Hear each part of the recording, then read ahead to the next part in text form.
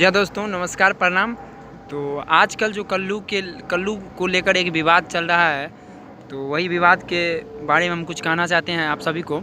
तो बताना चाहता हूँ कि कल्लू भाई एक स्टेज शो प्रोग्राम में वो उसके मुंह से निकल गया कि यादव जी की बेटी सपनवा में आती है। तब से वो बात को लेकर पूरे भोजपुरी इंडस्ट्री में छकार तक भाइयों को गाली गलौज कर रहे हैं और उन्हें बेइज्जत कर रहे हैं। और कल्लू भाई ने अपना माफ़ी भी मांग लिया, तो फिर भी ये छोटे मोटे जो कलाकार है गांव घर का, साले सब छोड़ नहीं रहा है उनको। सोचिए, कोई उन पर भी गाना गाता है, फलना ये वो डिस डैट। आप सोचिए कि सब कलाकार ने उन्हें माफ़ कर दिया, लेकिन ये छोटे छोटे कलाकार को क्या होता है साला, वो गाने से किसी का बुराई करने से तू वायरल हो जाएगा? आप ही बताइए, कोई वायरल हो जाएगा? हैं? कभी नहीं हो सकता है, नहीं वो फेमस होगा। ठीक है, मैं इतना बताना चाहता हूँ आप सभी को।